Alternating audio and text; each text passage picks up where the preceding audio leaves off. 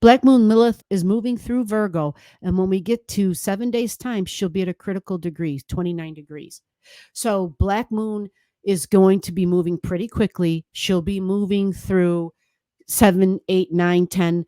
She's moving all the way through Virgo with expeditiously, quite fast. So it can make some of the details and nailing those out and seeing what they are. We need to practice some patience and understanding that there might be a little bit of mental health that we're dealing with and trying to figure out and understand. And that might be something that we have to face and talk about and have private conversations at the coffee table or around the kitchen table where there's, somebody doesn't think the way I do, right? They don't understand the things that I understand. I don't understand the way they understand things.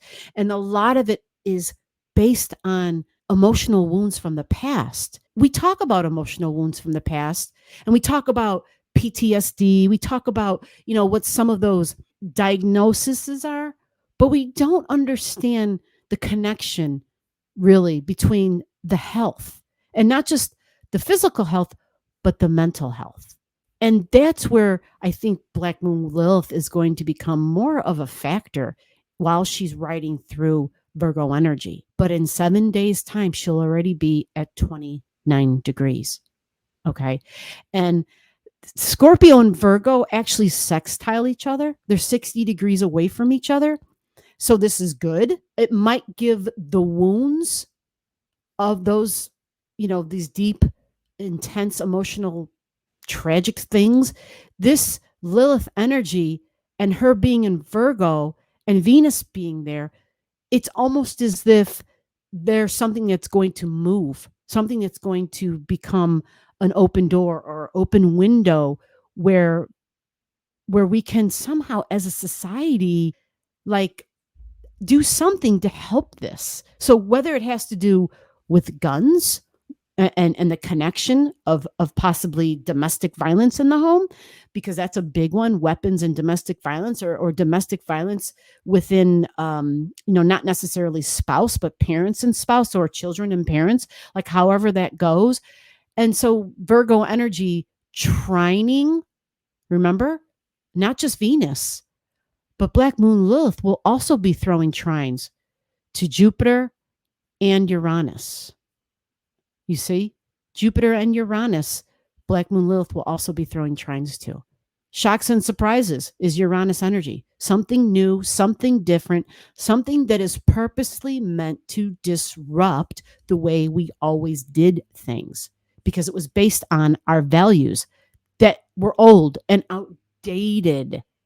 And Uranus is somebody coming in and being disruptive, being a rebel, and possibly dangerous.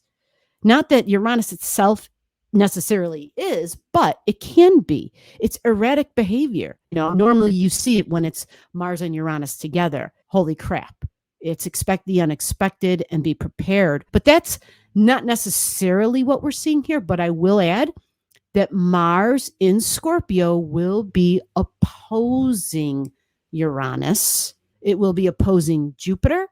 Anytime you have anything in Scorpio over here, it's going to be at the opposite end of Taurus energy. Very strong oppositions with fixed energy. And because we have Jupiter, which goes big on values, and Uranus, which says surprise, we just have to be aware is Mars and Jupiter will be in that opposition. Mars and Jupiter, which means big actions. Jupiter, big. Exaggerations with my money and my values, possibly banking, earth things, possibly. Could just be food. But Mars over here in Scorpio is I take action is very strong in Scorpio. It is not Mars in Libra. This is fixed. This is intense. This is Mars and Scorpio opposing Jupiter. Big action. Mars, actions with my body. I carry a weapon when I'm Mars and Scorpio. We're going to have the sun, we're going to have Mercury, and we're going to have Mars all opposing Taurus, all opposing Jupiter, and opposing Uranus energy.